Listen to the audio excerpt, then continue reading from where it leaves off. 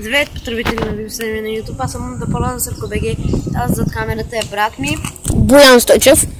И днес снимаме как се спускаме с вейвборда и неговия лонгборд. Да.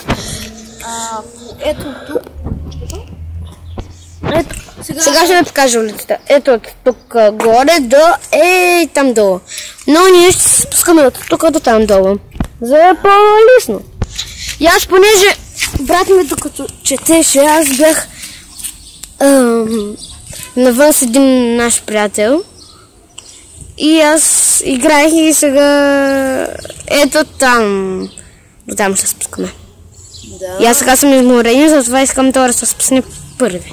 Да, между другото, ще ви оставя канала отдолу. Да. Моят абонирайте моя. Рече нямам батерия. Сега той ще се спусне. На почивка, след малко ще ходим на море и да се спускаме.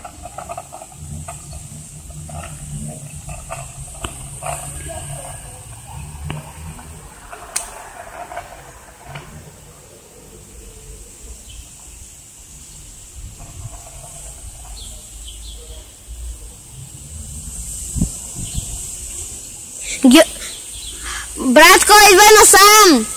Нямам батерия!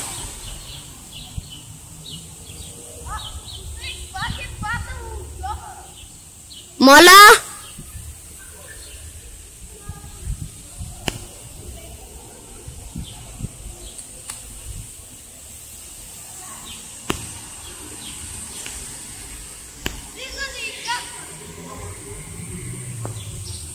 Моля?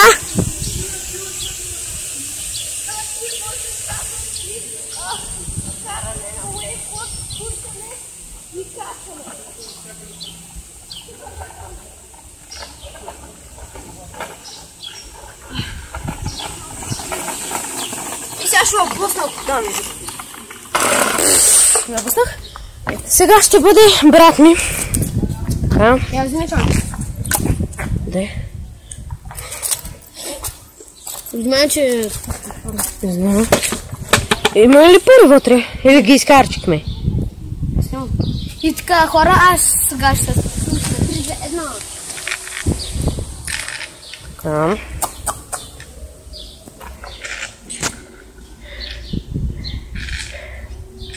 На почивка в Варна сме, за да можем да ходим на море. Баща ни се върна от кораб. Той работи на кораб. Сега много малко хора според мен ще се интересуват колко пари взема. Но аз сега ще ви кажа. Взема по 20 000 на месец. И работи 8 месеца там. 4 е тук.